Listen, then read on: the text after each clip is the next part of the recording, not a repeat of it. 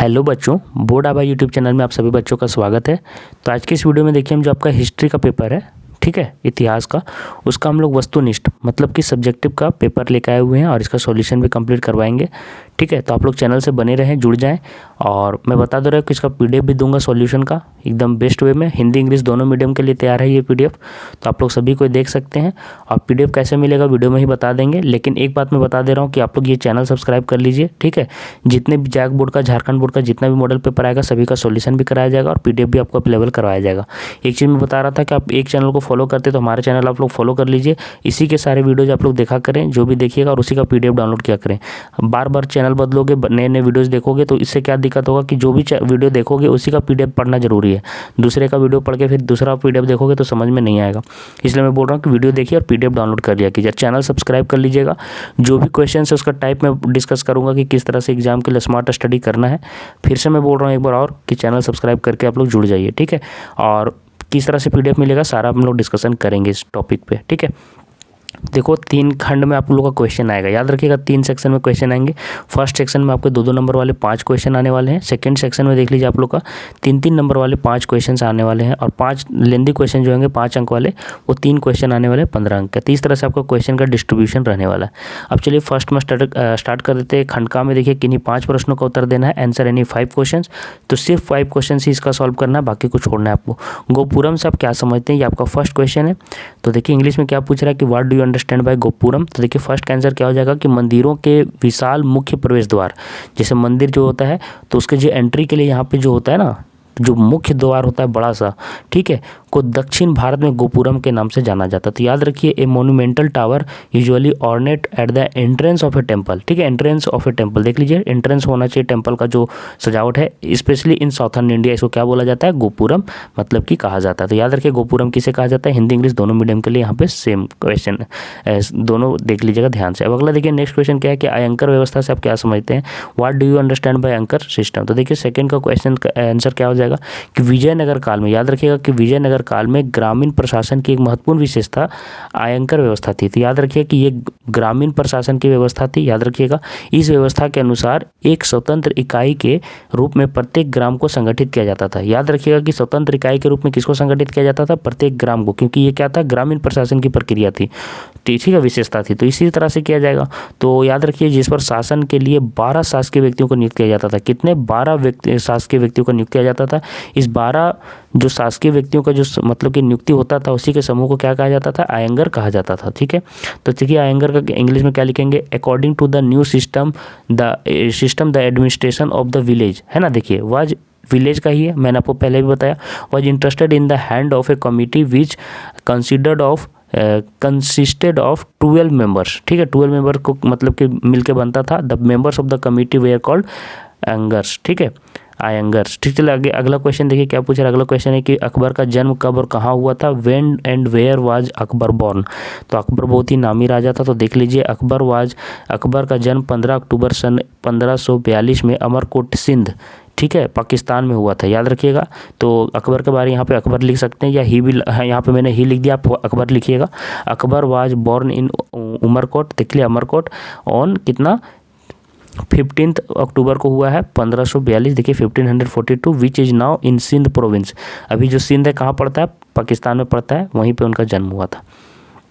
अगला क्वेश्चन देखिए कि भारतीय स्वतंत्रता आंदोलन में मुख्य भूमिका निभाने वाले 4 महापुरुषों के नाम बताएं। एक चीज़ मैं ये बता रहा था कि पिछले साल के भी मॉडल पेपर अगर आप लोग सॉल्यूशन सॉल्व कर लेते हो तो अच्छा रहेगा आपको एग्जाम के लिए, और इस साल के मॉडल पेपर तो करने ही करने हैं, और फिर आपके पास गेस्ट पेपर, ये इतना करके आप लोग जाते हैं तो याद रखिए कि आपको एग्जाम में कोई प्रॉब्लम नहीं होगा। इतने सारे क्वेश्चन आप लोगों का हो जाएगा कि कोई तरह का प्रॉब्लम नहीं होगा। तो इतने क्वेश्चन आप लोग हो सके तो कर लीजिए एग्जाम से पहले। तो 4 का आप लोग का नाम लेना है। Name 4 men who played important role in Indian freedom movement, ठीक है। तो जो भी भारतीय स्वतंत्रता आंदोलन में जो भूमिका निभाए उनमें से किन्हीं 4 महापुरुषों को लिख देना था। तो हम लोग लिख देंगे महात्मा गांधी, मंगल पांडे, नेताजी सुभाष चंद्र बोस, भगत सिंह और चंद्रशेखर आजाद, ठीक है, तो इसी को मैंने इंग्लिश में भी लिख दिया है। ठीक है, अगला क्वेश्चन देखिए क्या है कि दांडी किस राज्य में स्थित है। तो याद रखिए Dandi is situated in which state पूछ रहा है। तो दांडी भारत के गुजरात राज्य में, याद रखिएगा गुजरात राज्य में ही दांडी है, वहीं पे गांधी जी का जन्म भी हुआ था। ठीक है, पोरबंदर नामक जगह में। तो नवसारी जिले में स्थित है दांडी। ठीक है, तो याद रखिए Dandi is a village in the Jalpore taluka, Navsari district है ना, गुजरात में स्थित। It is located on the coast of, देखिए किसके किनारे पर स्थित है, Arabian sea, near the city of Navsari. ठीक है, याद रखिएगा। अगला क्वेश्चन देखिए क्या पूछ रहा है कि लोथल किस नदी के किनारे स्थित है। Lothal is situated on the bank of which river पूछ रहा है क्वेश्चन अगला। तो गुजरात में स्थित एक बंदरगाह शहर है, याद रखिए जो भोगवा नदी के किनारे बसा हुआ है, या भोगवा नदी साबरमती नदी के एक दाहिने किनारे की सहायक नदी है। तो इसका इंग्लिश में क्वेश्चन का आंसर हो जाएगा Lothal is a port, port मतलब बंदरगाह, सिटी इन गुजरात। ठीक है, located on the banks of the Bhogava river, A right tributary of the Sabarmati river. ठीक है, तो याद रखिएगा सभी क्वेश्चन का आंसर कैसे देते चलना है आपको। अगला देखिए क्वेश्चन क्या है कि भारतीय संविधान के प्रारूप समिति के अध्यक्ष कौन थे। तो ये क्वेश्चन बार बार रिपीट हुआ है, पिछले साल भी रिपीट हुआ है मॉडल पेपर में। आप लोग जो हमारे पिछले साल के मॉडल पेपर का जो मैंने करवाया है, वायरल क्वेश्चन पेपर जो करवाया है, उसमें देख लीजिएगा ये क्वेश्चन आया हुआ है। तो इसलिए मैं बोलता हूँ कि मेरे वायरल क्वेश्चन पेपर भी कर लिया कीजिए आप लोग। तो भारतीय संविधान के प्रारूप समिति के अध्यक्ष कौन थे। तो याद रखिएगा कौन है, who was the chairman of the draft committee of Indian constitution. तो हो जाएगा डॉक्टर भीमराव अम्बेडकर, है ना, वही उन्होंने किया था, अध्यक्ष थे। ठीक है, अब सेक्शन 2 में हम लोग आ गए हैं, तो थोड़ा सा मतलब कि थोड़ा सा लंबा क्वेश्चन मिलेगा। उसके बाद यहाँ भी देखिए किन्हीं 5 प्रश्नों को उत्तर देना, 3-3 नंबर वाले क्वेश्चन है। तो मौर्यकालीन इतिहास के प्रमुख स्रोतों का संक्षिप्त में विवरण देना है आप लोग को। ठीक है, तो give short description of the main sources of Mauryan history. तो मौर्यन हिस्ट्री की बात हो रहा है, तो देखिए क्या लिखेंगे, मौर्यकालीन इतिहास के प्रमुख स्रोतों का विवरण निम्नलिखित है। मेगास्थनीज की इंडिका से मिलता है हमें। तो क्या मिलता है कि मौर्यकालीन भारत के विषय में, है ना, ज्ञान प्राप्त करने के लिए मेगास्थनीज द्वारा रचित इंडिका का एक महत्वपूर्ण ग्रंथ है। याद रखिएगा मेगास्थनीज द्वारा ये पूछ सकता है 2 नंबर वाला, 1 नंबर वाला में कि इंडिका का किसके द्वारा रचित किया गया। तो याद रखिएगा मेगास्थनीज के द्वारा इंडिका का रचना किया गया है। एक महत्वपूर्ण ग्रंथ है जिसमें तत्कालीन शासन व्यवस्था, है ना, सामाजिक, राजनीतिक व क्या आर्थिक अवस्था पर महत्वपूर्ण विवरण मिलता है। तो क्या क्या विवरण मिलता है इंडिका में, ये भी यहाँ पे मैंने आपको बता दिया। अगला देखिए कि कौटिल्य का अर्थशास्त्र। याद रखिएगा कि कौटिल्य मतलब कि कौटिल्य ने किसका रचना किया था, आप लोग को याद रखना पड़ेगा। कौटिल्य किसको बोला जाता है, कौटिल्य चंद्रगुप्त को ही बोला जाता है। ठीक है, विष्णुगुप्त को, याद रखिएगा विष्णुगुप्त को कौटिल्य बोला जाता है, जिसको चाणक्य भी बोलते हैं। ठीक है, तो याद रखिएगा कौटिल्य किसको बोलते हैं। तो कौटिल्य का अर्थशास्त्र, कौटिल्य का अर्थशास्त्री तत्कालीन भारत के विभिन्न पहलुओं पर प्रकाश डालता है, अभी के जो महत्वपूर्ण पहलू हैं उस पर प्रकाश डालता है। ठीक है, और जिसके मौर्य के बारे में पता चलता है। ठीक है, आगे देखिए विशाखादत्त मुद्रा राक्षस। तो विशाखादत्त के लेखक कौन है, मुद्रा राक्षस। याद रखिएगा विशाखादत्त के लेखक मुद्रा राक्षस, ये भी पूछ सकता है 2 नंबर में। इस प्रमुख ग्रंथ में, है ना, नंद का, है ना, चंद्रगुप्त द्वारा नाश का वर्णन किया जाता है। जो नंद वंश था ना उसका नाश किया जाता है।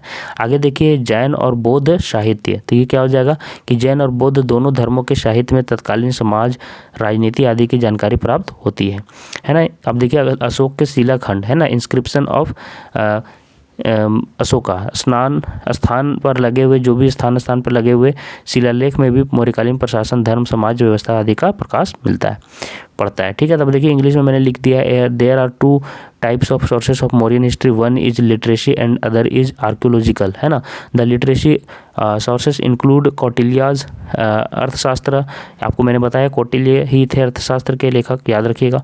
फिर विशाखादत्त से मुद्रा राक्षस, Megasthenes indica, Buddhist literature and Puranas.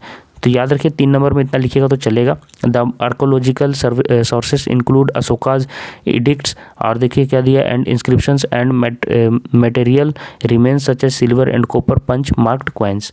तो ये सारे आपके क्वेश्चंस हो गए कि आंसर के कहाँ पे स्रोत है। तो यहाँ से याद रखिएगा 3 नंबर क्वेश्चन पूछा है, तो इतना लंबा ना लिखकर अगर 3 तक भी लिखते हैं तो चलेगा आपका। ठीक है, 5 मैंने से लिख दिया, लेकिन 3 भी लिखिएगा आप लोग को, तो आंसर पूरा का पूरा मार्क्स दे दिया जाएगा। चलिए अगला क्वेश्चन देख लीजिए क्या पूछ रहा है।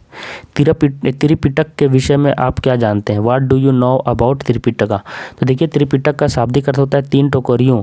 ठीक है, 3 टोकरियाँ, क्या होता है, 3 टोकरियाँ जिसमें कि पुस्तक रखी जाती हैं, 3 टोकरियाँ जिसमें पुस्तक रखी जाती है। तो बुद्ध की मृत्यु के पश्चात उनके अनुयायियों ने उनकी शिक्षाओं का संकलन 3 पिटकों, सुत्त पिटक, विनय पिटक और अभिधम पिटक में किया। याद रखिएगा कि उसका अनुयायी ने कितने पिटकों में किया है, 3 पिटकों में, सुत्त पिटक, विनय पिटक, अभिधम पिटक। इन्हीं को संयुक्त रूप से त्रिपिटक कहा जाता है। तो याद रखिए त्रिपिटक यही तीनों से मिलकर बना है। ठीक है, संयुक्त रूप है।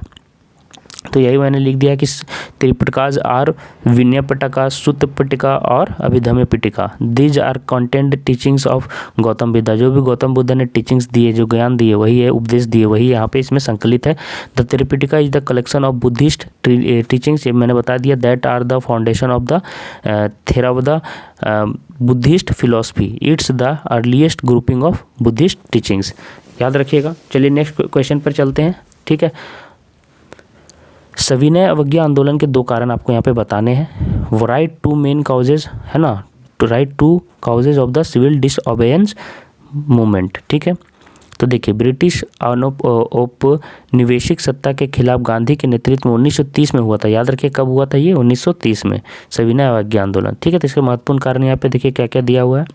पहला, 2 ही कारण लिखना है आपको। तो नेहरू रिपोर्ट की अस्वीकृति, सरकार ने सर्वदलीय सम्मेलन में पारित नेहरू रिपोर्ट को अस्वीकार कर दिया, जिससे भारत में संवैधानिक तथा उत्तरदायी शासन की मांग समाप्त होती दिखाई दी, ठीक है। तो ये हो गया पहला रीजन। दूसरा, अत्यधिक आर्थिक मंदी, उस समय भारत बहुत अधिक आर्थिक मंदी से चपेट में था, जिससे मजदूरों तथा कृषकों की आर्थिक तथा दशा निरंतर शोचनीय होते जा रही थी। तो याद रखिए, 2 main causes which led to the civil disobedience movement in 1930। इसका रीजन देखिए, द कॉन्स्टिट्यूशन ऑफ द है ना Simon Commission with no Indian members, आप याद रखिए साइमन कमीशन में कोई भी इंडियन मेंबर नहीं था।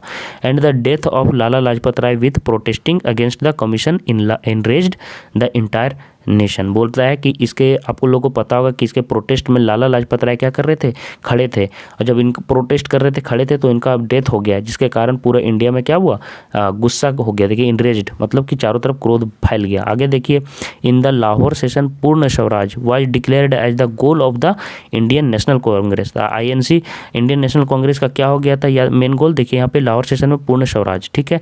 10 civil disobedience movement was launched, ठीक है। अगला क्वेश्चन देखिए क्या पूछ रहा है कि मुगल कालीन चित्रकला की विशेषताएं क्या थी, वो आपको यहाँ पे बताना है। What are salient features of Mughal paintings. तो देखिए, मुगल कालीन चित्रकला को मुख्य 3 भागों में बांटा गया था, ठीक है। पहला देखिए, मुगल कालीन चित्रकला की यह सबसे बड़ा विशेषता थी कि वह चित्रकला वास्तविक दृश्य को विधान करती थी। याद रखिएगा, ये सभी क्वेश्चंस बहुत आसान होते हैं। यह चित्रकला जीवन के सभी रंग के साथ प्रभाव दिखाती थी। यह लघु चित्रकारी थी, ठीक है, लघु चित्रकारी। यह रंग संयोजन को चमक दमक आदि के साथ बनाया जाता था, तो पूरा चमक दमक के साथ बनता था ये।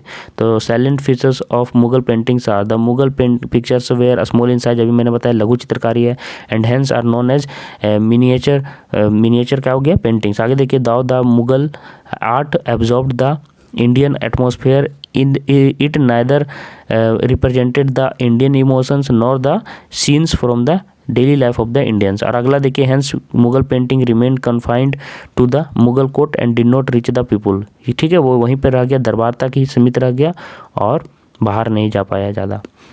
दीन इलाही पर संक्षिप्त टिप्पणी लिखना है। राइट ब्रीफ नोट्स ऑन दीन इलाही, बहुत इंपॉर्टेंट है, याद रखिएगा, इस पर क्वेश्चंस आते हैं आपके एग्जाम में। चलिए आपको मैं बता देता हूँ PDF कहाँ पे मिलेगा, उसके बाद ही मैं आगे बढ़ता हूँ 12th नंबर क्वेश्चन से, ठीक है।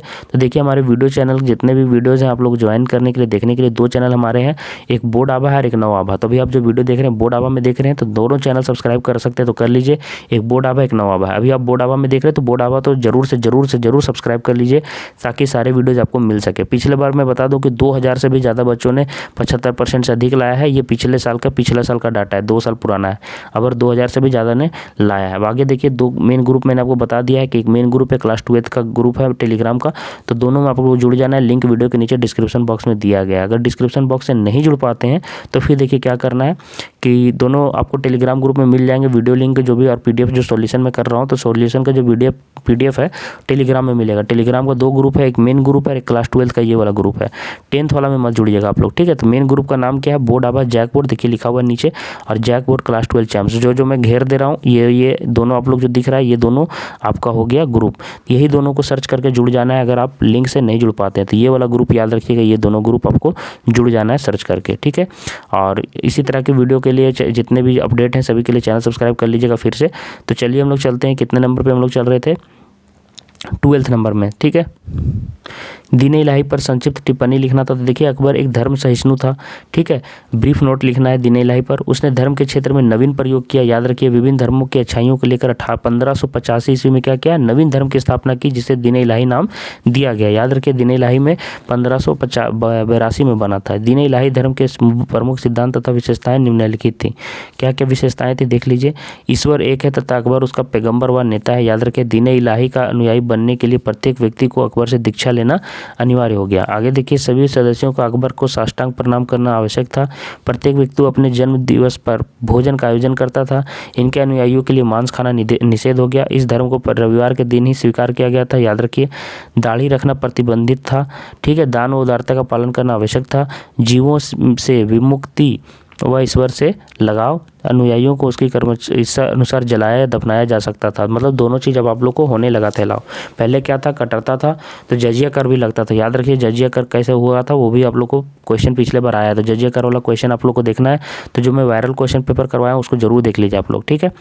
अब देखिए यहाँ पे इंग्लिश में हम लोग क्या लिखे हैं कि Akbar formed a new religious, है ना, ऑर्डर विच वाज कॉल्ड दीन इलाही। तो जो नया रिलीजियस ऑर्डर बना उसी को दीन इलाही कहते हैं, और डिवाइन फेथ। आगे देखिए the main features of the religion were belief in one God. अभी मैंने बताया कि एक भगवान पर विश्वास and recognition of the empire as God's represented on earth, God's representative on earth, God's का रिप्रेजेंटेटिव के रूप में आपको यहाँ पे पहचान मिलता है, ठीक है। जो अकबर थे उनको Din Ilahi was more like a code of conduct and there was no secret books, ठीक है। कोई सेक्रेट बुक्स नहीं है। नो प्रिस्टली क्लासेस, कोई प्रिस्ट यहाँ पे क्लास में बांटा नहीं है। नो प्लेस ऑफ वर्शिप, है ना, नो रिचुअल्स इन इट, ठीक है। आगे देखिए the main objective of establishing it was to provide a religious order which would be acceptable to the Hindu Muslim and others, मतलब सभी के लिए यहाँ पे बनाया गया था। अगला देखिए हम communities and promote universal brotherhood and national unity. तो 5 अगर आप लिखना चाहते हैं, याद करना चाहते हैं तो ये सब भी लिख सकते हैं इसी के ऊपर, दीन इलाही के ऊपर। तो ये मैं आपके ऊपर छोड़ देता हूँ, देख लीजिए, ठीक है। आगे देखिए प्राचीन भारतीय इतिहास के अध्ययन के मुख्य स्रोतों के नाम लिखने हैं। Right the main sources of study of ancient Indian history. तो आगे देखिए क्या हो जाएगा इसका आंसर कि प्राचीन भारतीय इतिहास के अध्ययन के लिए प्रमुख स्रोत निम्नलिखित है ना। तो क्या है देखिए 3 भागों में विभाजित किया जा सकता है प्राचीन भारतीय इतिहास को। किन किन भागों में, साहित्यिक स्रोत में, पुरातात्विक स्रोत में और विदेशी यात्रियों के विवरण में, ठीक है। तो 3 नंबर में अगर आएगा तो इतना ही, थोड़ा सा बढ़ा चढ़ा के लिख लीजिएगा, 2-2 लाइन सभी के ऊपर, इसके ऊपर, इसके ऊपर, इसके ऊपर खत्म कर दीजिएगा, नहीं तो ज़्यादा लंबा करोगे तो देर होगा। तो साहित्यिक स्रोत में देखिए कौन कौन है, ब्राह्मण साहित्य है, बौद्ध साहित्य है, ठीक है, जैन साहित्य है, महाकाव्य है। तो सभी के बारे में 2-2 लाइन लिखा हुआ है कि ब्राह्मण साहित्य के अंतर्गत 4 वेद हैं, ठीक है, याद रखिएगा कौन कौन है। आगे देखिए बौद्ध साहित्य वाला देखना है, फिर जैन साहित्य को आगम कहा जाता है जिसमें 12 अंक है। तो ये सभी क्वेश्चन आएंगे, ठीक है आपके, तो ये सब प्रिपरेशन करना पड़ेगा। महाकाव्य के बारे में देख लीजिए, इतिहास की जानकारी को 2 अन्य प्रमुख ग्रंथ महाकाव्य, रामायण व महाभारत है। उसी प्रकार लौकिक साहित्य। इसके बाद देखिए पुरातात्विक स्रोत क्या क्या है, चलिए देख लेते हैं। पुरातात्विक स्रोत देखिए क्या है कि प्राचीन भारतीय इतिहास की जानकारी के प्रमाणिक एवं विश्वसनीय स्रोत पुरातात्विक स्रोत माने जाते हैं। याद रखिए इसी को ज़्यादा प्रमाणिक एवं विश्वसनीय माना जाता है। पुरातात्विक स्रोतों के तहत क्या क्या मिलता है देख लीजिए आप लोग। शिलालेख, अभिलेख, गुहालेख, मुद्राएं, स्मारक, ठीक है, मूर्तियाँ आदि, चित्रकला आदि होते हैं। फिर आगे देखिए विदेशी यात्रियों के विवरण। प्राचीन भारतीय इतिहास को जानने के धर्मनिरपेक्ष साहित्यिक स्रोतों में विदेशी यात्रियों के यात्रा वृत्तांतों का अत्यंत महत्वपूर्ण स्थान है, तो ये भी लिख दीजिएगा। आगे देखिए मेन इंग्लिश में क्या लिख देना है कि the ancient period of Indian history extends from the stone age to the, ये वाला, ठीक है, तो स्टोन एज से इसमें हो गया, एक्सटेंड हो गया। आगे देखिए the sources of ancient Indian history can be divided into 2 archaeological remains. क्या क्या में देखिए स्क्रिप्ट्स, तो आप लोग पढ़ लीजिएगा। During the stone age there was no written literature developed, कहीं पे भी लिखा हुआ लिटरेचर नहीं मिलता था। Therefore there is no written record of the स्टेनोज, स्टोनोज का क्या है, लिखा हुआ कहीं पे भी रिकॉर्ड नहीं है। Thus we can learn about the Indian stone age only through archaeological remains, ठीक है। तो ये आप लोग देख लीजिएगा, काफ़ी क्वेश्चंस है इसमें और काफ़ी का मतलब आपको जवाब यहाँ पे मिल जाएगा, ठीक है। तो ये क्वेश्चंस आपका इंपॉर्टेंट आप लोग को फिर से मैं बोल रहा हूँ आएगा एग्जाम में, तो आप लोग कर लीजिएगा। आगे देखिए किताब उल हिंद के बारे में आपको क्या जानते हैं, इस विषय में आप क्या जानते हैं ये पूछ रहा है। तो क्वेश्चन का हिंदी देखिए, इंग्लिश क्या हो जाएगा, what do you know about किताब उल हिंद। तो देखिए किताब उल हिंद जो है अल बरूनी द्वारा रचित है, तो याद रखिएगा ये इंपॉर्टेंट क्वेश्चन बन सकता है और एक महत्वपूर्ण ग्रंथ है। यह मौलिक रूप से किस पर लिखा हुआ है, अरबी भाषा में लिखा गया और बाद में यह विश्व की कई प्रमुख भाषाओं में क्या हुआ, इसे अनुवादित किया गया। यह एक विस्तृत ग्रंथ है जो धर्म और साहित्य, दर्शन, है ना, त्यौहार, खगोल विज्ञान, कमियाँ यहाँ पे होगा, रीति रिवाजों तथा प्रथाओं, सामाजिक जीवन, भार तोल तथा मापन विधियों, मूर्तिकला, कानून, काफ़ी सारे विषय हैं ना के आधार पर 80 अध्यायों में विभाजित है। याद रखिएगा, भाषा की दृष्टि से लेखक ने इससे सरल व स्पष्ट बनाने का प्रयास किया है।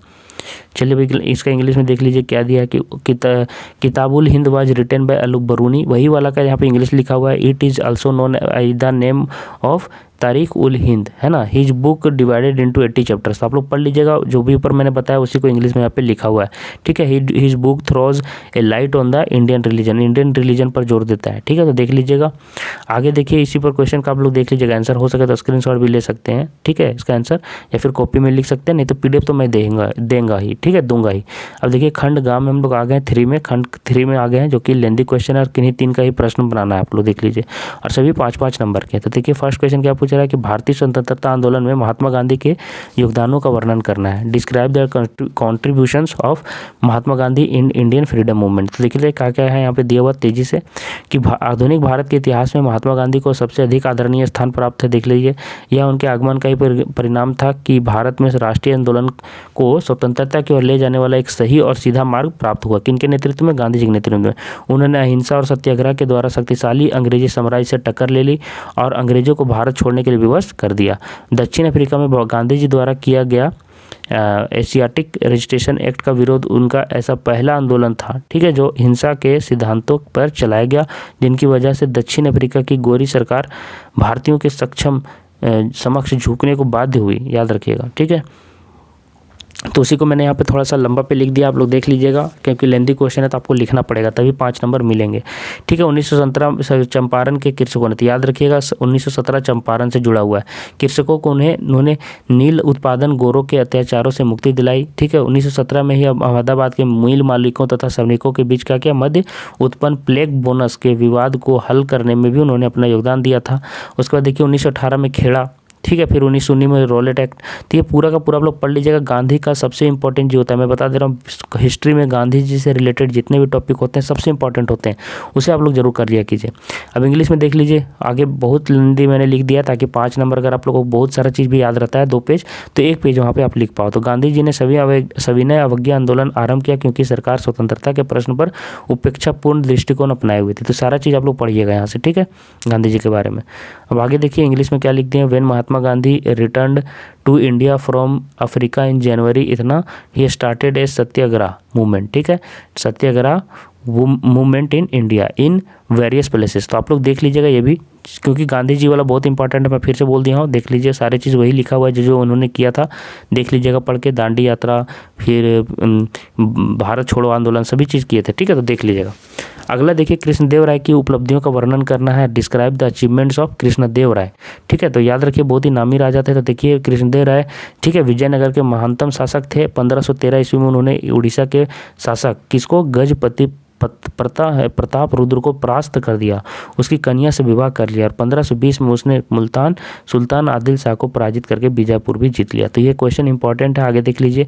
उड़ीसा विजय के उपलक्ष्य में विजय भवन का निर्माण कराया। तो ये सारी चीज़ आप लोग पढ़ लीजिएगा, ठीक है, क्या क्या उनकी विशेषताएं थी, ठीक है। जल कल्याण हेतु उन्होंने क्या क्या कुर्ची को उन्नत किया, देख लीजिए, तालाब बनाए, ये सब बनाए, तो ये सभी उनके विशेषताएं थी। और देखिए स्थापत्य कला को भी प्रोत्साहित किया। तो कला के लिए भी उन्होंने किया, उन्होंने अपनी माँ नागला देवी के नाम पर क्या नागलपुर नामक नगर की स्थापना की, ठीक है। तो ये भी आपका है। आगे देखिए पुर्तगाल के विदेशी यात्री एडवर्डो बाराबोसा एवं इसके द्वारा, देखिए ये जो 2 दिख रहे हैं आपको, कृष्णदेव राय के काल में ही विजयनगर आए थे। तो याद रखिएगा इन दोनों ने ही इनका क्या क्या था, व्यक्तित्व एवं चरित्र की प्रशंसा की थी। इंग्लिश में अगर देखना चाहें तो कृष्णदेव राय ऑफ तुलुवा डायनेस्टी, है ना, ruled the Vijayanagara empire from इतना टू इतना, he was saved from his step mother, ठीक है। तो ये सारे देख लीजिएगा, उन्होंने क्या किया, कृष्णदेव राय कॉन्कर्ड डेक्कन एंड कलिंगा, तो ये सभी जीते भी हैं, ठीक है। इसके ऊपर पर मैंने और भी 5-6 टॉपिक मतलब पॉइंट वाइज पॉइंट बना दिया। अगर किसी को पॉइंट में आंसर लिखना आसान लगता हो तो इस तरह से भी लिख सकते हैं, ठीक है। किसके बारे में मैंने बताया ये वाला क्वेश्चन देख लीजिए, कृष्णदेव राय के बारे में। तो ये वाला इंपॉर्टेंट क्वेश्चन याद रखिएगा, ठीक है, क्या क्या उन्होंने किया था। He was the first empire of the Vijayanagara empire in South Asia, ठीक है, इंडिया। फिर देखिए ही रूल्ड फ्रॉम, इतना बहुत लंबा रूल भी किया। He is considered one of the greatest ruler, देख लीजिए विजयनगर एम्पायर का सबसे ग्रेटेस्ट रूलर में नाम आता है। तो ये सारे उनकी विशेषताएँ हैं, ठीक है, तो देख लीजिएगा, ठीक है। ठीक है। He was a brilliant commander भी था ब्रिलियंट, ठीक है। अगला देखिए मैंने उसके बाद जो है ये सारे चीज़ 10वां तक उसका मतलब कि एक्सप्लेनेशन है। आगे देखिए भक्ति आंदोलन के प्रभाव का वर्णन करना है, डिस्क्राइब द इफेक्ट्स ऑफ भक्ति मूवमेंट, ठीक है। तो भक्ति मूवमेंट के लिए देखिए क्या है कि मध्यकालीन भारत में कई धार्मिक विचारकों तथा सुधारकों ने भारत के क्या सामाजिक धार्मिक जीवन में सुधार लाने के उद्देश्य से भक्ति का साधन बनाकर एक आंदोलन प्रारंभ किया, जो मध्यकाल में भक्ति आंदोलन के नाम से प्रारंभ हो गया, नाम से जाना जाता है। याद रखिएगा कि भक्ति आंदोलन के प्रणेता ईश्वर की एकता पर बल देते थे, याद रखिएगा, ठीक है। तो ये सारे क्वेश्चन का आंसर देख लीजिए आप लोग, ठीक है। अब इंग्लिश में देख लीजिए, द भक्ति movement is a socio religious reform. तो ये याद रखिए कि सोशल जो रिलीजियस मतलब रिफॉर्म है उसी के लिए आया था, मतलब सुधार के लिए। That began with the idea of removing caste distinction, मतलब कि कास्ट में जो होता है सो, और आगे देखिए सुपरस्टिशियस बिलीफ्स, मतलब जो अंधविश्वास है, ये सभी पर ये आया था, ठीक है। तो ये इंपॉर्टेंट क्वेश्चन है, याद रखिएगा। It was the general publics movement that developed great interest. तो ये आदमियों का ये है, ठीक है। तो ये देख लीजिएगा आप लोग। चलिए इसका और नेक्स्ट क्वेश्चन देख लीजिए, गौतम बुद्ध के जीवन एवं शिक्षाओं का वर्णन करना है, describe the life and teachings of Gautam Buddha. तो देखिए गौतम बुद्ध का यहाँ पे जन्म दिया हुआ है, कहाँ हुआ है देख लीजिए, 563 ईस्वी पूर्व कहाँ हुआ है, आम्र कुज में, ठीक है। उनके पिता का नाम दिया हुआ है सुद्योधन शाक्य कुल के, है ना। तो ये सारी चीज़ आप लोग याद रखिएगा, फैक्ट याद रखिएगा, तभी एग्जाम में लिख पाइएगा ये सब, ठीक है, क्योंकि ऑब्जेक्टिव में भी आता है कभी कभी, ठीक है। सिद्धार्थ के जन्म के 7वें दिन से ही उनकी माता महामाया का देहांत हो गया, ठीक है। तो इनका बचपन का नाम देख लीजिए सिद्धार्थ था। आगे देखिए उन्हीं का कहानी दिया है कि जन्म पश्चात उन्हें देखकर लगा। तो ये सारा चीज़ मैंने यहाँ पे लिख दिया, अगर आप लोग देखना चाहें तो देख लेना, काफ़ी लेंदी मैंने लिख दिया है, क्योंकि इस पर क्वेश्चन अगर 5 नंबर का आ रहा है तो ये इंपॉर्टेंट क्वेश्चन है, जितना भी स्पेस है खाली नहीं छोड़िएगा, पूरे एग्जाम में लिख के आइएगा। तो गौतम बुद्धा का देखिए इंग्लिश में लिख देते हैं, बॉर्न ईयर अब मैंने लिख दिया है, कौन सा मतलब विलेज है। उसके बाद देखिए वाज द सन ऑफ, जो जिनके सन है, बाकी सारी चीज़ उसी तरह से देख लीजिएगा, गौतम बुद्धा पर ही है रिलेटेड, ठीक है, उनके टीचिंग्स पर रिलेटेड है, ठीक है। तो देख लीजिएगा, ठीक है। अगला देखिए कि आपको भारत के दिए गए भारत के रेखा मानचित्र में किन्हीं 5 हड़प्पाकालीन स्थलों को दिखाना है। 5 Harappan sites on the given outline map of India. तो देखिए हम लोग यहाँ पे दिखा देते हैं, 5 हम लोग दिखा दिए। यहाँ पे देखिए इंडिया का मैप बने रहेगा, एग्जाम में भी ये क्वेश्चन आता है, याद रखिएगा, बहुत इंपॉर्टेंट है, ठीक है। तो यहाँ देखिए रोपड़, कालीबंगा, कभी कभी ज्योग्राफी से भी आ जाता है, धोलावीरा, लोथर और रंगपुर। तो ये 5 हमारे हो गए। तो इस तरह से देखिए मैंने सारे क्वेश्चंस का आंसर करवाया, PDF कहाँ पे मिलेगा वो भी मैंने आपको बताया। तो जाते जाते चैनल सब्सक्राइब कर लीजिए और ये चैनल से जुड़ जाइए, मैं फिर से बोल रहा हूँ, देख लीजिए बोर्ड आभा और नव आभा। तो बोर्ड आभा चैनल सब्सक्राइब कर लीजिए जो हमारा चैनल है, और नव आभा भी कर सकते हैं। सभी अपडेट मिलते रहेगा आपको। मिलते हैं नेक्स्ट वीडियो में, तब तक के लिए धन्यवाद।